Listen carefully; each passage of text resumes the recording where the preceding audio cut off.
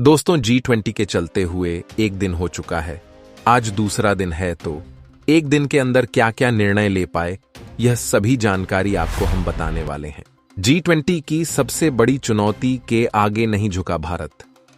चीन और रूस के विरोध के बावजूद उठाया ये बड़ा कदम। G20 शुक्रवार को तैयार किए गए घोषणा पत्र के मसौदे में, जिस पर ज्यादातर G20 सदस्य देशों ने सहमति जताई थी, उसमें भू राजनीतिक स्थिति या यूक्रेन संकट पर पैराग्राफ को खाली छोड़ दिया गया था। G20 इस बार कई बातों को लेकर सुर्खियों में है।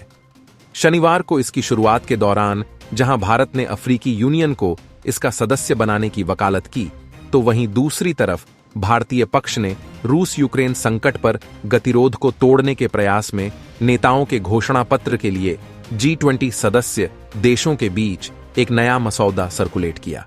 G20 सदस्य देश और G7 सदस्य देश के लोगों ने कहा कि शुक्रवार को तैयार किए गए घोषणा पत्र के मसौदे में, जिस पर ज्यादातर G20 सदस्य देशों ने सहमति जताई थी, उसमें भू राजनीतिक स्थिति या यूक्रेन संकट पर पैराग्राफ को खाली छोड़ दिया गया था।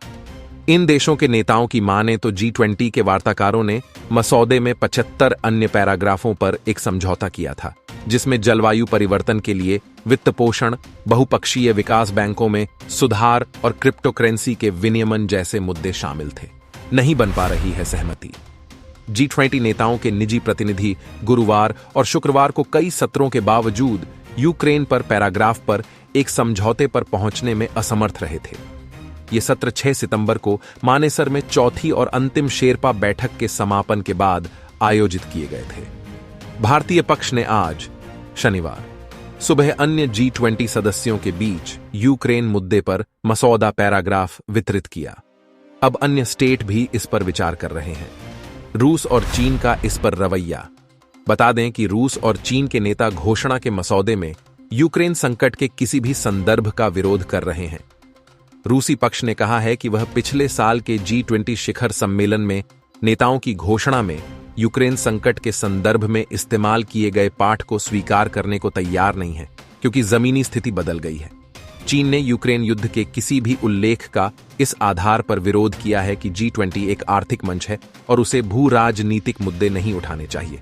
वहीं इस वर्ष G20 की भारतीय अध्यक्षता में आयोजित सभी मंत्रिस्तरीय बैठकें यूक्रेन संकट पर मतभेदों के कारण संयुक्त बयान जारी करने में असमर्थ रहीं।